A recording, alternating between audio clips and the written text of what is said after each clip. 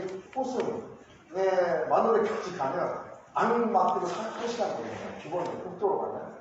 고속도로로 가면 가지. 자전거로 가면 30분이면 갈 수 있는데 수원 같은 데는 제 생각엔 20분이면 갈 거예요. 동서에. 그러다 보니까 아침에 출퇴근 시간이 길어질 수밖에 기본으로 1시간을 가야 되고 차가 막히니까 배차 간격이 길어질 수밖에 없고 그 도로가 또 구석구석을 들어가는 문제가 있어요. 그래서 그거를 그 간설의 노선을 단순화할 겁니다. 또 나머지는 지선이나 마을 코스를 연결시켜 접점을 만들어줘서 환승의 불편은 있지만 그래도 그렇게 가게 할 거고 출퇴근 시간에는 좀 마을 코스 집중 배차를 합니다. 마을 코스 집중 배차해서 특히 역으로 이용하시는 거예요. 우리 평택은 아시겠지만 평택역, 지제역, 안중역, 서정역, 홍탄역이 있어서 전철역을 잘 활용하면 되거든요. 그래서 출퇴근 시간에 마을 버스를 집중 대체해서 역을 이용하시는 거를 편하게 해드리고 기타 마을 버스도 좀 확대해서 서부지역은 서울 서부지역 마을 버스 운수회사에 설립해서 8월부터 안중역, 안중터미널, 서양지구, 평택가 그다음에 지제역, 고덕신도시, 서정역 이렇게 순환버스를 좀 만들고 전철역 중심으로 환승 체계를 만들어서 시민들이 전철을 이용할 때, 출퇴근의 전철을 이용할 때 많이 돌아가셔서 시민들이 불편하신다는 말씀을 많이 드리고 그걸 좀 개선하도록 하고 수요 맞춤형은 지금 아시겠지만 프로버스, 그 다음에 공공용 택시 이런 거라고 학생 통학 순환버스를 저희들이 올해 안에 운영을 하려고 하는데 이것은 왜 이런 생각을 하게 되냐면 이게 이제 특히 남부 같은 경우에는 학생들이 갑자기 늘어서 그 학교가 옆에 있음에도 불구하고 멀리 통학을 하는 학생들이 많아서 그런 학생들이 조금 좀 통학 순환버스를 통해서 학교만 쓰는 거죠. 정류장을 다 쓰는 게 아니라 그런 순환버스를 좀 운영하도록 하고 고덕하고 순탄 자율주행 시범지구도 고덕 콘테스트 지재를 하는 걸 저희가 자율주행 버스를 국토부 지금 공모를 준비 중에 있습니다.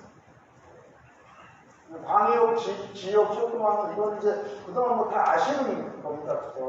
좀 새로운 거는 맨 위에 그 서화성 원시 비연결 구간이 20년 상반기에 개통되면 이제 서해선이 완전히 이루어지는 거죠. 서해선이 이루어지고 나머지 부분은 뭐 GTX, AC, 실제 설계 들어갔고 GTX-C는 타당성이 완료가 이제 나와있고 그 다음에 수원발 KTX 시스템 이거는 다 그냥 있던 부분이고 이 부분을 이제 빨리 당기고 두 번째 말씀드린 대로 버스하고 어떻게 환승 시스템을 만드냐가 핵심입니다. 그리고 시민들이 어떻게 정시에 도착하느냐 쉽게 얘기해가지고 뭐 열차 시간이 KTX 타는 시간이 9시, 8시 30분이면 어떻게 해서 30분까지 정확하게 맞춰주는가가 핵심이거든요. 그래서 그 부분에서 노력하려고 합니다. 그 다음에 아이가 행복하고 건강하게 자라는 도시를 만들다고 말씀을 드렸는데 평택이 대한민국의 다른 어떤 곳보다 출산율이 높고, 그죠? 출산율이 높고 젊은 부부들이 많은 곳입니다. 그래서 제가 그 여러 젊은 유권자분들 말씀을 들어보면 병원 얘기를 젊은 유권자뿐만이 아니라 모든 분들이 평택의 병원 얘기를 많이 하세요. 서구 분들도 굉장히 병원 얘기를 많이 하셔서 병원은 병원 나름대로 하겠지만 우선은 저는 원래 24시간 제 욕심 같아서 24시간 어린이 전문병원을 좀 만들고 싶은데 거기까지는 상당히 먼 시간이고 뭐 여러 가지 비용 문제, 중앙정부의 협조 문제가 있었는데 그 전에 달빛 어린이병원이라고 해가지고 평일에는 11시까지 주말에도 운영하는 그런 병원인데 근데 우리 평택에는 세 곳이 있어요. 서정 성세의원 노란 겁니다. 성모 아이들병원, 성세 아이들병원이 있는데 이 병원은 주로 남부 쪽에 있고 북부 쪽에 있어서 고덕 쪽에 하나 추가를 하고 서부 쪽에 하나 추가를 해서 특히 서부에 계신 분들이 저녁에 아이들이 아플 때 여기 남부까지 오는 분들 벌어드리려고 하고 출산 지원금에서 공약이 있는 부분입니다. 확대하고 나머지 공공보육 같은 거 이제 이것도 유권자분들이 말씀하시는 부분이 이제 아이들을 맡길 곳이 부족하다. 그래서 우리가 보통 이제 두 가지로 보시면 되거든요.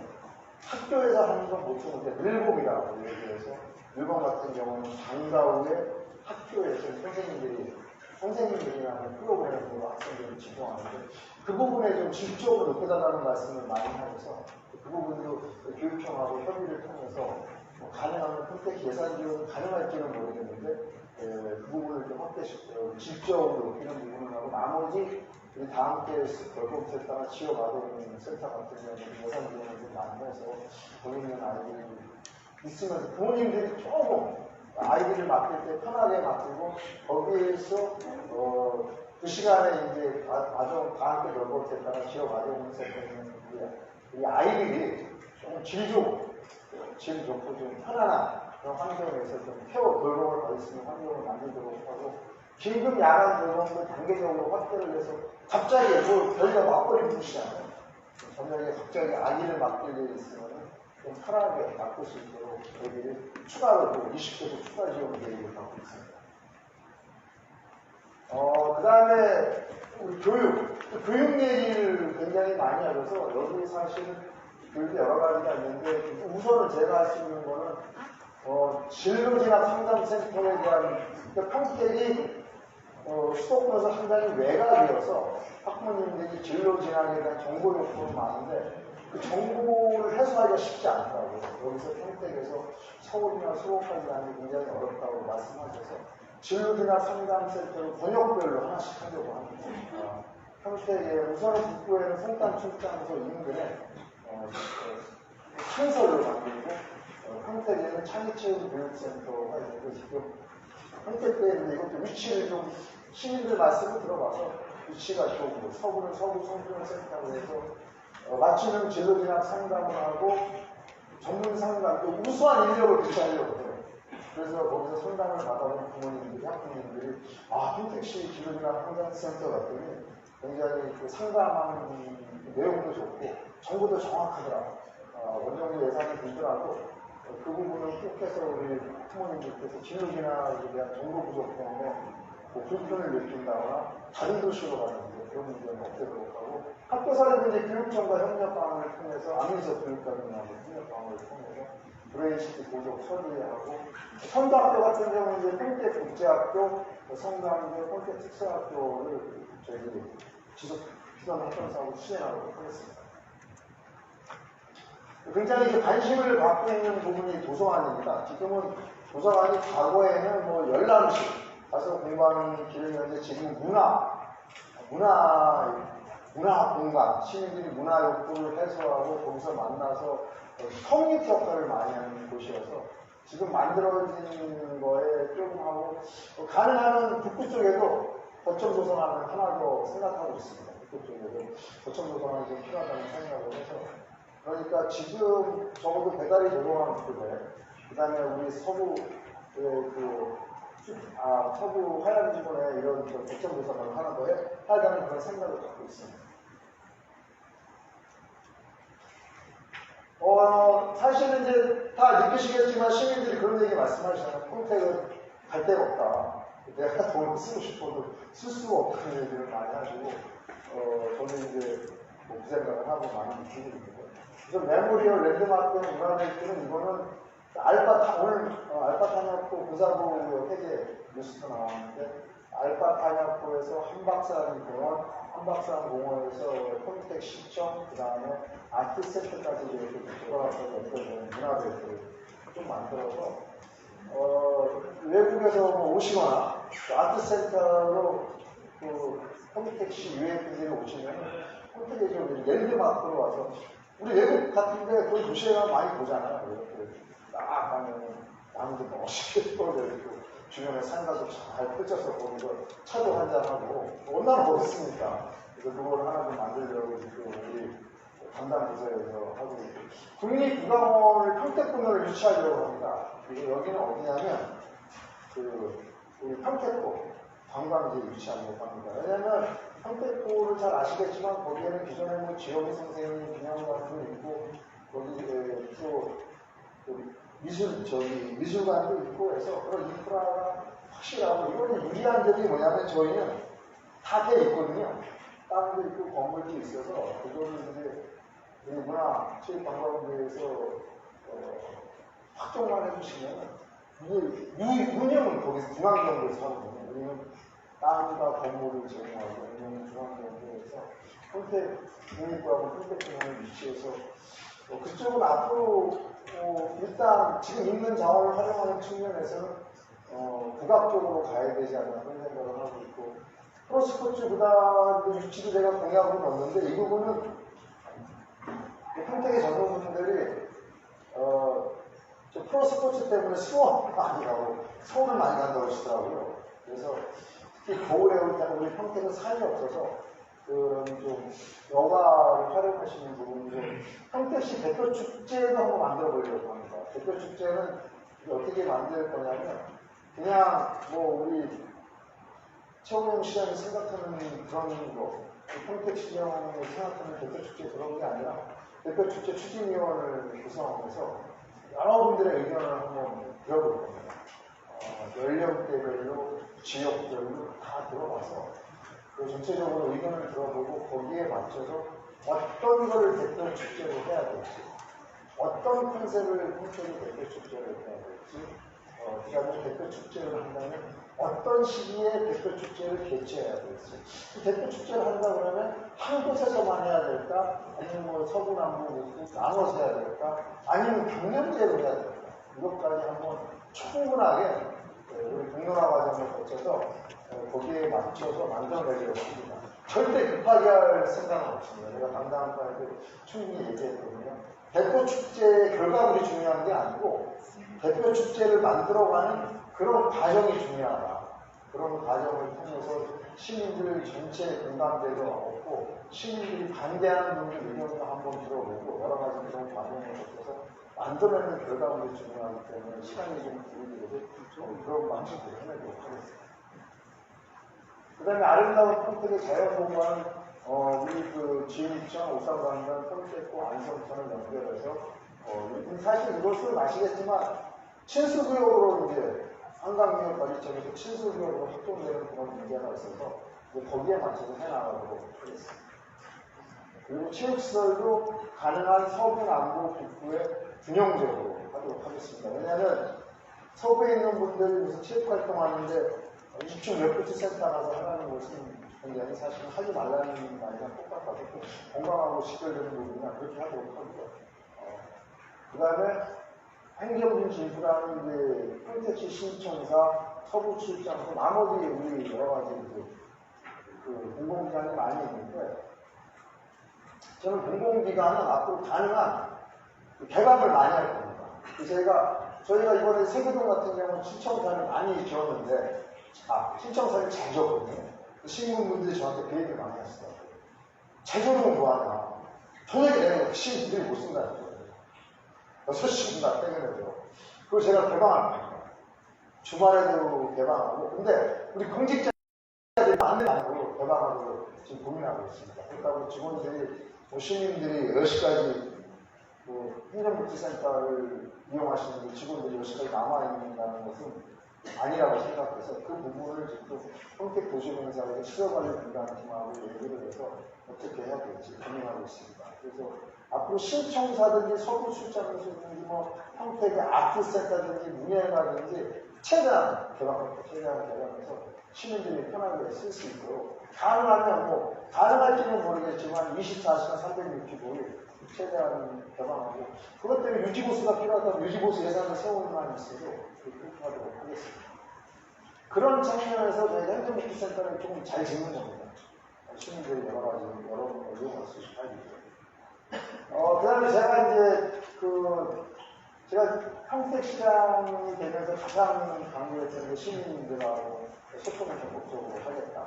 그 다음에 낮은 자세로 시민들 말씀을 듣겠다. 그다음에 가장 뜨거운 열정으로 누구보다 부전하기가 있다고 말씀드렸는데 이번에 시청 간부회의는 제가 1회에 한번 직접 영상 중계를 해드렸고 2회를 영상 중계를 해드렸는데 여러 가지 말씀이 많이 있는데 나름대로 성공했다고 생각합니다.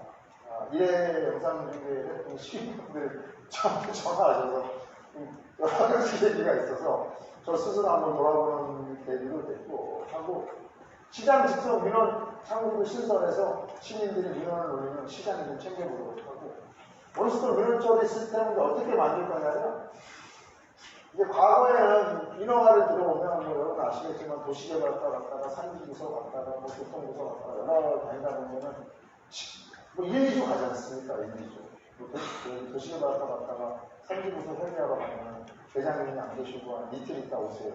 요거를 하나의 그 민원공사 처리국을, 민원공사국을 만들고 거기에 민원에 관련되는 바를 앉히고 원스톱 민원팀을 만들어서 거기에 팀장들이 다 한 곳에 앉힐 거예요. 그래서 뭐 도시계획 팀에 했으면 바로 옆에 가서 산지팀에 가고 또 옆에 가서 하고 그런 식으로 운영하려고 합니다. 처음에 뭐 혼란이 있을 수 있지만 저는 꼭 해야 된다고 보고 가능하다고 생각합니다. 그래서 거기 팀장님들도 평택에서 가장 우수한 팀장님들을 앉힐 겁니다. 아는 것도 많이 알고 행정 서비스도 잘하고 잘하는 사람 승리시킬 거예요. 다 평가해가지고 그분들 우선적으로 승리시킬 겁니다. 그 다음에 터널 미팅도 직접 현장에 나가서 하고 지금은 우선 화양 기부를 1차로 생각하고 있습니다. 그래서 그 정도 기간이 되면 제가 직접 터널 미팅 같은 경우도 과거에는 이제 근무 시간에 했는데 그 근무 시간에 하니까 시민들이 그 얘기를 많이 하세요. 너 근무 시간에 하면 나도 그때 근무하는데 널 어떻게 보냐. 시장을 어떻게 보냐. 그래서 원하시는 뭐 저녁 시간, 퇴근 시간 이후에 주말에도 시민들이 원하시면 가서 말씀드릴 거고요. 갈등 조정 기구는 왜 고민을 하게 됐냐면 우리가 여러 가지 지금 뭐 과거에 책임을 책임을 처리하는 그런 과정도 있었고 뭐 장관세 과정도 있으면서 보면은 이게 먼저 공론화 과정을 거치고 시민들 의견을 들어보는 과정이 힘들고 지난하지만 그 과정을 거치고 일을 갔어야 되는데 그 부분에 이 안에서도 갈등 조정 부분을 만들어서 앞으로 이제 그런 데는 부분 일단 여기를 거치는 겁니다. 갈등 조정을 통해서 그런 프로세스를 만들어서 그런 매뉴얼을 만들어서 그런 매뉴얼을 거친 다음에 그렇죠? 방사실 같은 경우에는 노인복지다, 뭐 폐기물 같은 경우는 산업수납 그런 식으로 하려고 합니다. 그래서 앞으로 그런 내용들이 여러 가지 좀 그렇게 그래서 좀 시간이 걸리더라고요.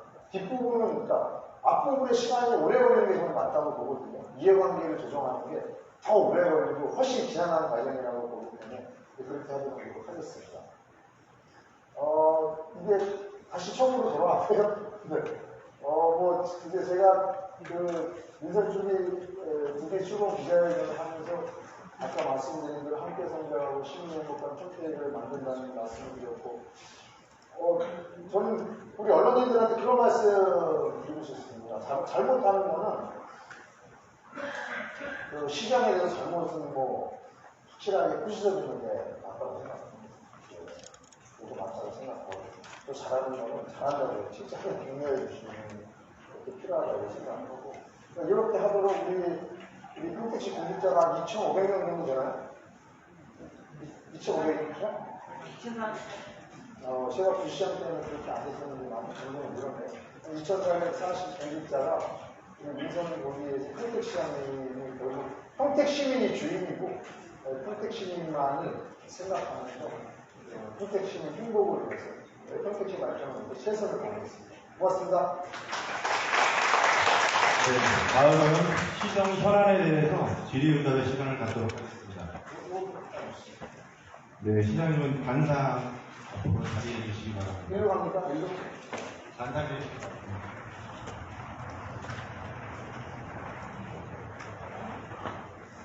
네, 질문은 1번 테이블부터 순서대로 진행하겠습니다. 많은 분들의 질의가 예상되므로 질문을 바로 한 가지씩만 부탁드리고요. 질문하실 때 소속과 성함 말씀해 주시면 말씀을 전달해 드리도록 하겠습니다. 제가 호명할 때는 질의 없이 그냥 기자님으로 통일하겠습니다. 그리고 혹시나 오늘 현장에서 질의를 못하신 언론인께서는 각 테이블에 또는 이제 안내석에 있는 서면 질문지를 작성해 주시면 오늘 현장과 똑같이 시장님께 보고 드리고 그리고 성심껏 답변 드리도록 하겠으니 많은 양해 부탁드립니다. 네, 먼저 1번 테이블부터 질의하실 분 손 들어주시기 바랍니다. 마이크 어디 있어요? 네. 뉴스백 김동초 기자입니다. 질문 기회 주셔서 감사합니다. 평택은 이번 지선에서 국회의원 보궐선거는 전국에서 가장 뜨거운 핫한 도시가 됐습니다. 또 혹자는 광고비를 100억 이상의 효과가 있다고 했습니다. 그에 비해서 시장 선거는 굉장히 젠틀하게 치러진 것 같습니다. 현재 평택은 반도체 중심 도시로 되게 글로벌하게 아주 핫하게 떠오르고 있습니다. 평택이 경기도 수도권 중에 도시 중에서도 굉장히 선두 도시로 지금 부각을 하고 있는데요. 시장님께서는 평택은 시민이 행복한 평택을 만든다고 하셨죠. 그러기 위해서는 양적 성장도 중요하지만 질적 성장도 중요하다고 하셨습니다. 시장님이 생각하시는 질적 성장의 대표적인 정책이 있다면 말씀해 주시고, 축제는 여러 분야가 있겠지만 그 중에 시장님이 생각하시는 질적 성장의 가장 대표적인 예를 말씀해 주시죠. 정책은? 질적 성장이라는 것은 시민들이 생활하시면서 불편을 느끼지 말아야 돼요. 불편을 느끼지 말고, 내가 평택에 사니까 참 살고 싶고 행복하다. 그런 도시가 돼야 되는데, 아까 말씀드린 경제 분야도 굉장히 중요합니다. 첫째는 시민들은 이 교육 얘기를 교육을 하면서 우리 아이들을 키우고 교육에 대해서 자부심을 느끼는 그런 곳이 되어야 그래서 평택이 아까 말씀드린 진로지나 상담센터 같은 경우에도 제가 말씀드렸지만 사실 이제 평택이 다른 도시에 비해서 없는 게 수원 같은 경우에도 외고가 있고 저는 꼭 외고가 좋다는 건 아닙니다. 그래서 우리가 말씀드린 국제학교도 굉장히 필요하다고 생각합니다. 특히 국제학교 같은 게 들어오면 저는 어떤 생각을 하고요. 제가 처음에 고덕국제 신도시를 그 당시에 사업시행자로 같이 설계를 만들었을 때 삼성의 상근 인력을 15,000명으로 갔어요. 15,000명이고 15,000명에 제가 연봉을 평균이 그 당시에 한 1억 정도 갔습니다. 저는 15,000명이 삼성의 상근 인력 15,000명이 평택에 살게 만드는 것이 앞으로 평택이 발전하고 평택의 지역 경제가 사는데 굉장히 중요하다고 생각하고 그 중에 하나가 교육이라고 생각해서 국제학교를 만들고 거기에 30% 정도를 경장을 하신 대로 평택 시민들로 하면은 상근 인력도 평택 시민들도 여러 가지 우리 자유형국민보호나 이런 학교를 잘 만들어서 교육받는데 그리고 특히 중학교 학생들이 또 과밀학교 문제를 해소하고 통합의 불편이 없고 진로 진학에 대한 정보, 특히 아까 말씀드린 돌봄, 방과 후에 부모님들이 아이를 맡길 때 안전하게 맡기고 평택에서는 아이를 맡기면 다른 도시보다 훨씬 질 좋은 교육을 받고 혜택을 받는다. 이런 거고 두 번째는 의료입니다. 의료가 없으면 살고 싶지 않거든요. 그리고 특히 아이들이 아프면 내가 아이가 아픈데 20km, 30km 달려서 병원을 간다고 치면 살고 싶지 않죠. 아이 때문이라도 의사를 가는 그런 문제가 있어서 의료도 아까 말씀드린 아기대 병원, 화양지대 병원 문제, 발표 어린이병원 그런 문제 그리고 마지막으로 교통은 매일 겪는 불편입니다.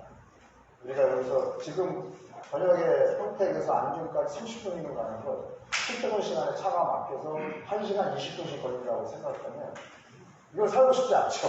그거는 내가 매일 출퇴근을 그렇게 한다고. 그 세 가지 문제를 우선적으로 해결하는 게 중요하다고.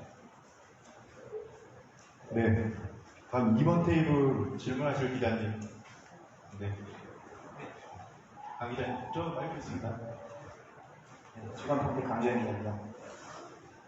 오늘 말씀하신 거 잘 들었고요.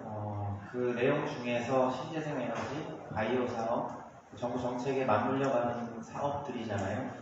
민선 8기 시절에 저희가 그 정부 정책에 역행하는 건 아니겠지만 평택시가 도시계획 조례를 제정하면서 평택시에는 사업체와 도로 등행한 유격거리 제한을 규정하면서 보물상조차 평택에서는 새로운 사업으로 영위할 수 없게끔 만들어져 있거든요. 근데 그런 것들이 지금 시장께서 말씀하신 바이오 산업이라든가 신재생 산업이라든가 이런 것들이 들어오는데 상당히 걸림돌이 될 거로 작용할 거로 예측이 됩니다. 혹시 그 도시계획 조례에 대해서 폐지 또는 개정에 대한 검토 예정은 있으신지 한번 여쭤보고 싶습니다. 네, 그 도시계획 조례에 대해서는 이제 시장 선거를 준비하면서 많은 말씀을 드렸거든요.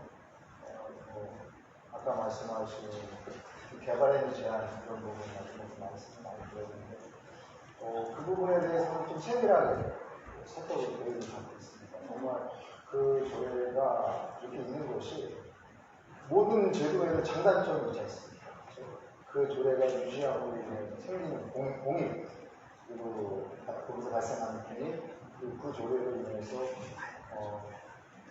줄어드는 사익 그 공익과 사익을 잘 비교할 거고 아까 우리 강기영 대표님 말씀하시는 대로 그 바이오 같은 경우에도 그렇고 방사업은 처음 있는데 바이오 같은 경우에도 생각보다 여러 가지 양물, 화학물 이런 거 많이 써요. 그래서 이제 그 부분이 제가 대표님들이 많아서 어떤 부분에 규제가 필요하고 어떤 걸 완화하는지 그런 게 있는데 좀 그런 게 하나 있습니다.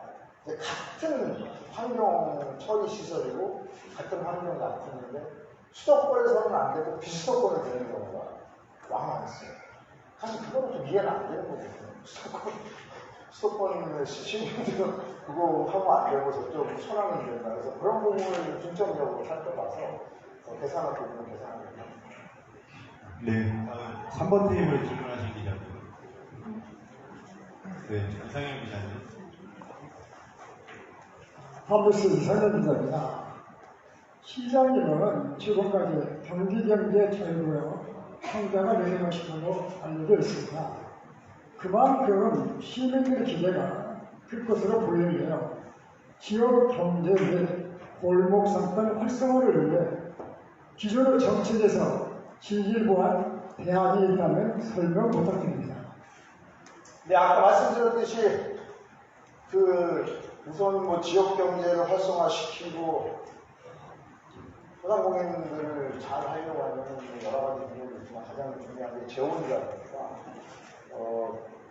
예를 들어서 일반회계가 세입이 많이 들어올 때는 여유 있게 지원했다가 세입이 안 들어오면 끊기는 문제 이런 거 굉장히 소상공인들 입장에서는 굉장히 스트레스 받는 일이죠. 왜냐하면 매년 정도는 우리가 지원을 받을 줄 알았는데 갑자기 지원이 끊기거나 그렇죠. 매년 정도는 이자하면 볼 줄 알았는데 갑자기 끊기는 그런 문제에 대해서 있기 때문에 아까 지역사회들이 만나는 일정 부분 계속 메리트가 남았고 두 번째는 소상공인 지원센터를 좀 조직을 확대해서 시민들이 필요한 그런 서비스를 좀 전문적으로 할 계획입니다. 세 번째는 지역 카페나 이런 부분을 확대를 많이 하고 앞으로 평택에서 시민들한테 나가는 그런 보조금의 일정 부분을 법적 검토를 해서 지역 카페를 늘리려고요. 그래서 큰 문제가 있으면 지역 카페를 늘리려고 나머지 이자, 2차 보전하는 그런 문제, 대출 문제 같은 경우는 규모를 확대합니다. 네, 다음 4번 테이블. 네, 박현식 기자님. 네, 서울일보 기자입니다. 신경 전문가신 시장님께서 이렇게 비정규직 시장님으로 취임하시니까 시민들이 굉장히 든든하게 생각합니다. 시간이 많이 흘러서 간단하게 질문을 드리겠습니다. 평택시 청년 인구가 제가 알기로는 18만이 좀 넘는 걸로 그렇게 파악을 하고 있습니다. 그래서 청년 도시라고 해도 과언이 아니다 이렇게 생각하는데 향후 민생 부기에서 청년 정책을 어떤 내용으로 추진할 것인지 굉장히 궁금합니다. 말씀 좀 부탁드립니다. 네, 청년 정책은 우리 평택시 청년들 구성을 보면 일자리 때문에 오시는 분들이 굉장히 많습니다. 오시는 분들이 많아서 그분들이 요구하는 게 우리 생각에는 재정 지원 그런 부분도 있지만 정서적인 유대감을 갖는 걸 굉장히 원하시더라고요. 그러니까 예를 들어서 뭐 경상도에서 손님이 오면 정서적인 유대감을 가질 수가 없지 않습니까? 내가 고향이 어디인지. 그래서 그런 커뮤니티를 활성화시키려고 합니다. 그래서 지금 그런 그 청년 커뮤니티 센터가 우리 남부에는 있는데 아직 그 북부는 제가 없는 걸로 알고 있거든요. 없지 않아요. 북부에 있나요?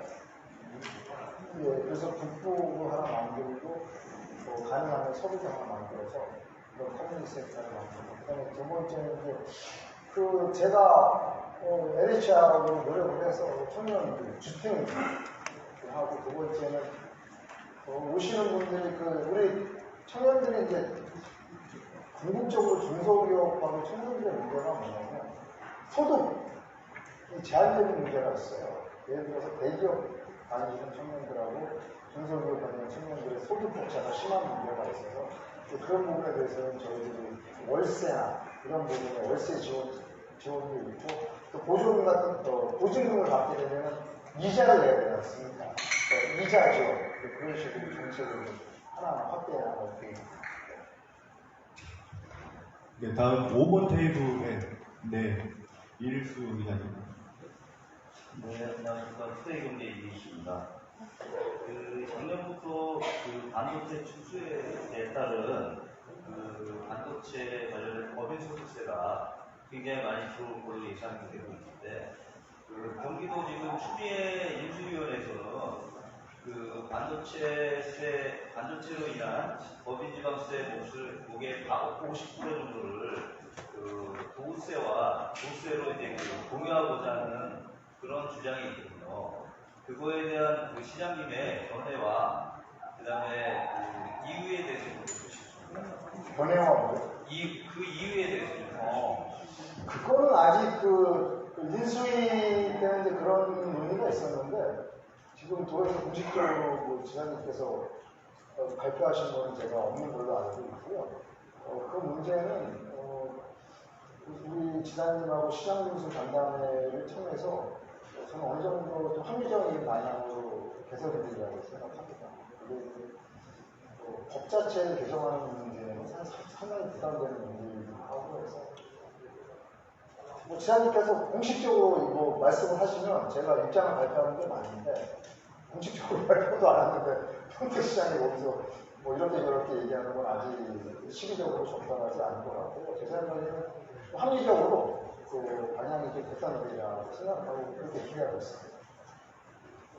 네, 다음 가겠습니다. 6번 테이블에 접근하신 기자님 되실까요? 없으시면 7번 테이블에 네.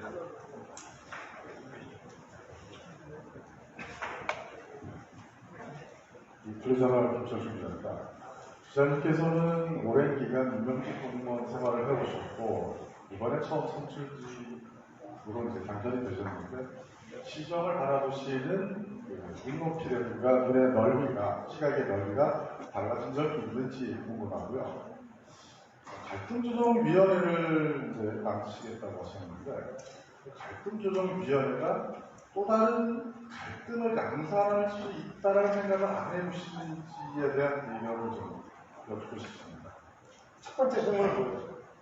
임명직 공무원이셨다가 선출직 공무원이 되셨으니까 시정을 대하시는 태도에 달라지는 시각의 넓이라든가 높이가 있는지 궁금하고요. 갈등조정위원회를 만드시겠다고. 쉽게 뭐 직업준거에서 이제 정직 공무원으로 바뀌었는데 시민을 대하는 태도는 뭐 달라진 건 없습니다. 저는 원래 처음에 공직을 할 때부터 시민들한테 봉사한다는 그런 마음으로 공직을 시작했거든요.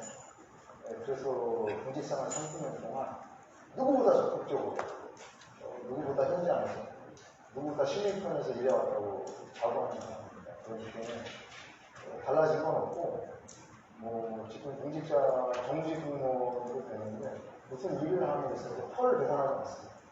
펄을 계산하지 않고 시민들 의견을 들어서 이 길이 가야 될 길이라면 갑니다. 이 길이 가야 될 길이라면 가는 건 없고 그렇게 하고 여러 가지 그런 거에 대해서는 책임감을 좀 느낍니다. 왜냐하면 이제 뭐 기조실장 같은 위에 지사님이 되셨고 본시장이니까 시장님 계셨는데 지금도 제가 이제 최종 조제 결정권자가 되기 때문에 그런 책임감을 많이 느끼지만 시민들에 대한 그런 자세 같은 것은 하는 게 없고요. 갈등 조정 기구가 또 다른 뭐 갈등을 만들 수 있다고 생각하는데 뭐 그 운영하는 묘에 달렸다고 생각합니다.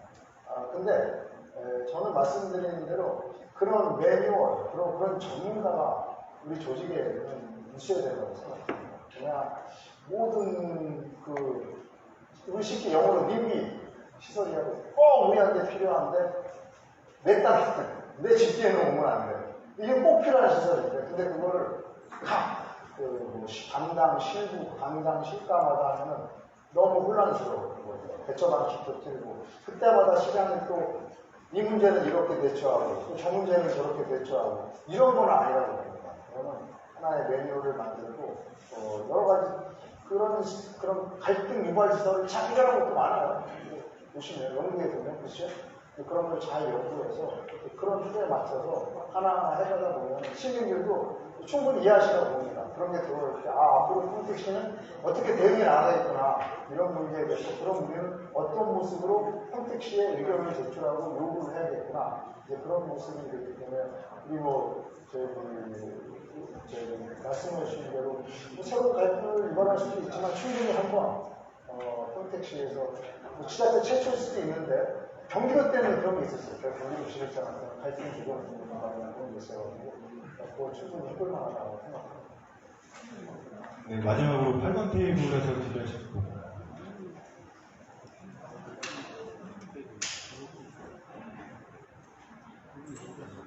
네, 안녕하세요. 셀프행지로 홍민수라고 합니다.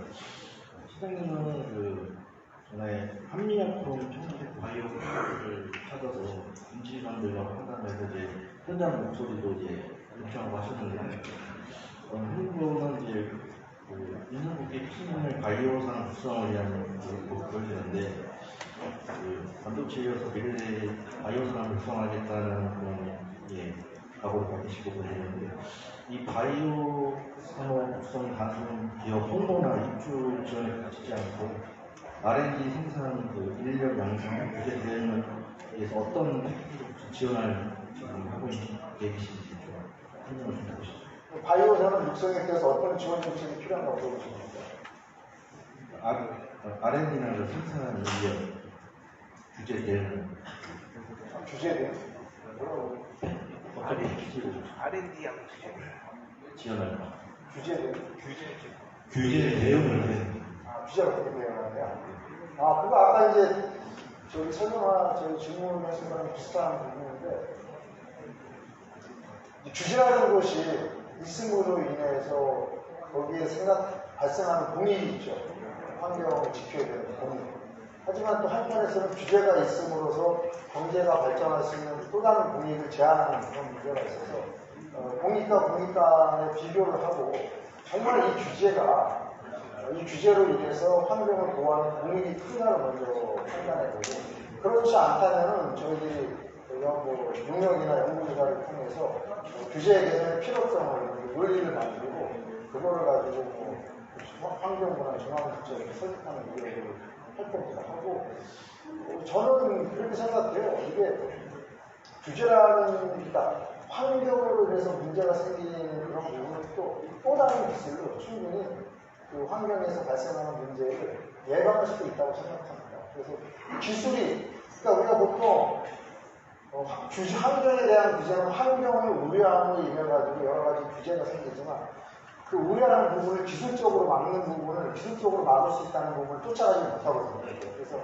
그런 부분을 잘 조화시키면 충분히 우리가 필요한 부분을 할 수 있고 특히 바이오 같은 그런 부분에서는 지금 우리 정부에서 보면은 다행인지 불행인지 모르겠는데 평택시 입장에서는 굉장히 모든 게 반도체, AI에 집중되어 있더라고요. 그래서 이때 우리가 틈새 전략으로 바이오를 유수한 것도 저는 굉장히 시의적절하고 맞다고 생각합니다. 남들이 생각하지 않을 때 우리 또 지자체에서 권고하는 것도 중요하다고 생각합니다.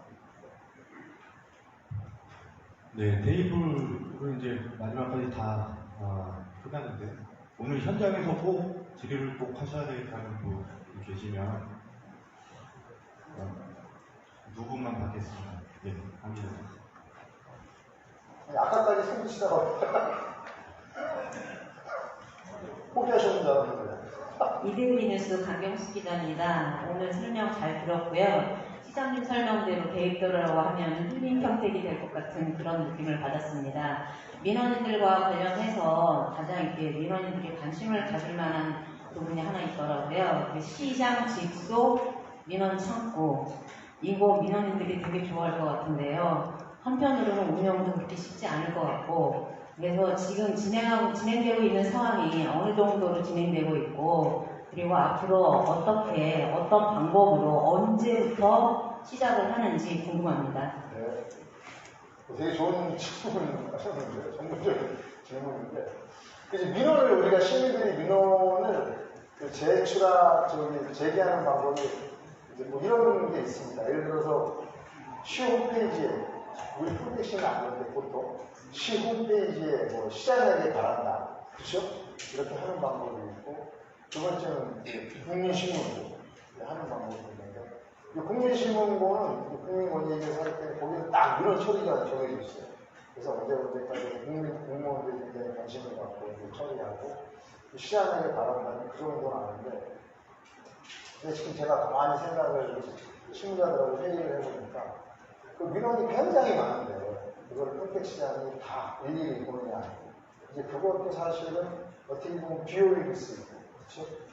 저는 원래는 어떻게 하려고 했냐면 우리 국민신문이나 이런 민원이 들어오면 안 되는 것만 한번 쭉 챙겨보자고 했어요. 안 되는 거를 담당 부서에서 민원 전문가들, 곳에 전문가들이 안 되는 분야를 한번 검토해보고, 이 안 되는 것 중에서 굉장히 좀 불합리하다, 이거는 좀 타당성이 없다, 그런 것만 체크해 보려고 했는데, 그런 부분으로 할지, 그런 방식으로 할지, 아니면, 그러다 보면 이제 또 하나는 그럼 시장에게 바란다 하나, 또 하나 홈페이지를, 플랫폼을 만들고, 그다음에 국민권익위, 국민신문고에 하는 두 가지 방식으로 하기에는 또 시민들이 굉장히 불편해 하실 것 같아요. 그래서 국민신문고에 하나의 국민신문고 안에 하나의 또 시장에게 바란다는 칸을 만들지. 그래서 그거를 지금 신문부서에서 지금 국민권익위원회가 검토를 하고 있습니다. 그래서 좀 결론을 봐가지고요. 어느 쪽이 좀 제도적으로 시험 가능성이 있고, 또 어느 쪽으로 좀 하는 것이 시민들도 편하고, 혼란이 없을지, 그거를 좀 종합적으로 검토해서 시행합니다. 네, 한 분만 더 마지막으로 지금 자꾸 우리 시장님 머리 팀장님 신났네 아직. 시장님께 관심이 너무 많으셔가지고. 네, 안녕하십니까. 저는 시장 세계 로컬 타임즈 조선석 기자입니다. 네. 먼저 시장이나 뭐 이런 전부 다 스크린에서 시장님이 잘 설명을 하셨길래 그거는 다 생략하고 시정 운영과 인사 관련해서 간단하게 질문하겠습니다. 시장님께서는 행정 전문가 출신으로 평가받고 있습니다. 민사국이 인사 원칙은 무엇이며 정치적 고려보다 전문성 능력을 우선하는 인사를 어떻게 보장하실 계획이십니까? 네, 민선국의 인사의 원칙은 능력 중심이죠. 저는 그 부분에 대해서는 시민분들이 추천을 할 수 있겠죠. 이 사람 한번 써봐라, 하지만 그렇게 하지 않고 다 여론을 들어보면 이분이 훌륭한 분인지 아닌지는 잘 아시겠지만 공직에 다 1년, 10년, 20년 있으면 그 사람이 어떤 능력이 있는지를 다 압니다. 그리고 최원영에 대해서 경기도청 가면 후배들이 최원영 어떤 사람이야, 저 사람 비서실장할 때 어떤 할 때 했고 그런 거 다 알듯이 추천을 할 수 있겠죠. 추천할 수 있지만 추천한다고 하는 건 아니고 그거는 다 여론을 들어보고 판단하는 거고 그렇지만 승진에 대해서는 반드시 능력주의를 할 겁니다. 왜냐하면 그 시장의 모든 권한은 시민의 권한을 대신하는 거거든요. 제 권한은 하나도 없습니다. 그렇기 때문에 인사도 시민의 권한을 대신하는 거고, 시민들이 생각하는 인사라는 것은 일 잘하는 사람을 적재적소에 배치해서 시민들의 맞는 시간이에요. 그렇기 때문에 그렇게 하는 게 맞는 거지. 그거를 제가 마치 최원종 개인의 권한이냐, 뭐 그렇게 인사하는 것은 그거는 안 맞다고 생각합니다. 그렇기 때문에 또 4년이 결국 긴 시간이 아니기 때문에 4년 안에 뭔가 해내려면 그렇게 할 수밖에 없습니다. 그래서 인사는 앞으로는 이제 저희가 9월부터 조직 개편하고 인사할 텐데요. 100% 능력적으로 하고 저도 도에서 그렇게 해왔기 때문에 그렇게 하도록 하겠습니다. 네, 이상으로 질의응답의 시간을 좀 마치도록 하겠습니다. 우리 시정에 뜨거운 관심을 가져주신 데 대해서 깊은 감사드립니다. 이상으로 민성국이 출범 기자회견을 모두 마치겠습니다. 감사합니다. 고맙습니다.